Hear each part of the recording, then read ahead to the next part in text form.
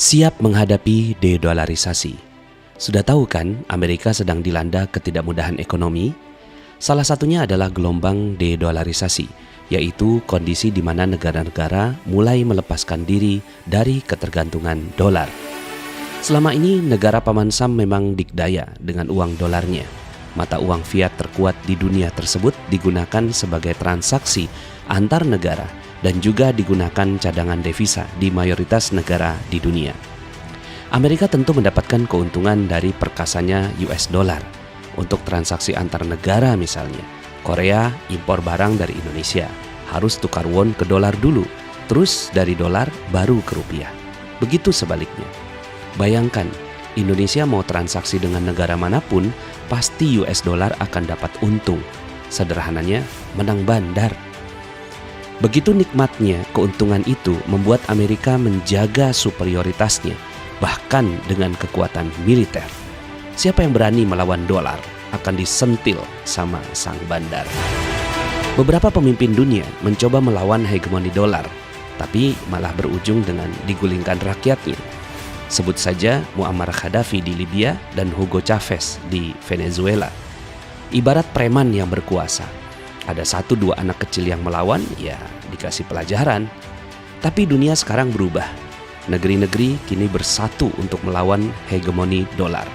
Dan yang bersatu bukan negara-negara kecil, tapi Rusia, Cina, India, Brazil, dan Afrika Selatan. Dikenal dengan BRICS.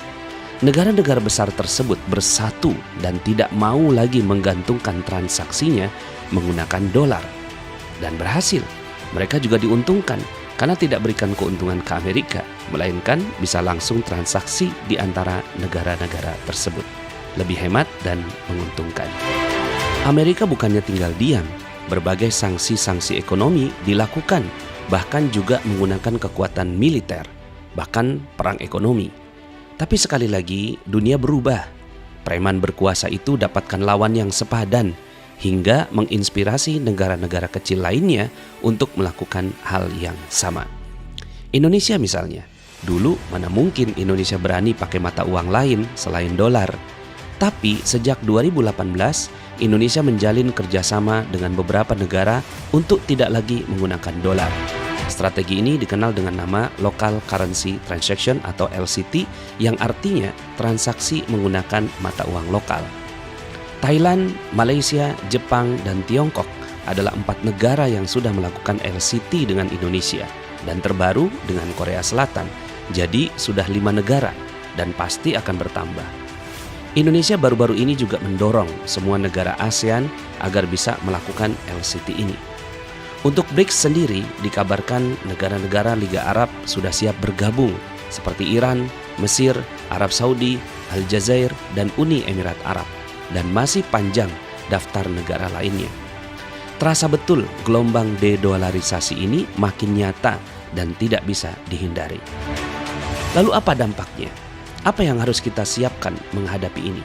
Pertama, Amerika pasti sedang memikirkan berbagai macam cara untuk melawan de-dolarisasi ini. Bagaimana tidak? Kalau ini benar-benar terjadi, dolar akan tidak laku dan kembali ke negaranya. 66 negara tercatat menggunakan dolar sebagai cadangan devisa negaranya. Indonesia saja dolarnya sebanyak 140 miliar US dollar. Bayangkan jika semua itu kembali ke negeri asalnya di Amerika. Pasti akan terjadi hiperinflasi yang sangat dahsyat di negara tersebut. Harga-harga akan sangat tinggi yang masyarakat Amerika tak mampu membeli. Sederhananya, nasi goreng yang sekarang berharga 10 dolar atau 150 ribu rupiah per piring di Amerika bisa berharga 3, 10, 20 kali lipatnya di tahun-tahun ke depan. Bisa disebut de-dolarisasi ini adalah serangan terdahsyat di abad ini kepada Amerika. Lalu bagaimana jika Amerika melawan? Ya, terjadi perang besar, Armageddon atau Al-Malhamah Al-Kubra. Mudah-mudahan tidak terjadi. Kedua, krisis mata uang ini bukan khayalan, namun sudah terjadi di depan mata. Dan ini bukan sesuatu yang mengejutkan sebenarnya. Jauh-jauh hari Nabi SAW bersabda, "La ya'tiyanna 'alan nasi zamanun la yanfa'u fihi illa dinar wad dirham."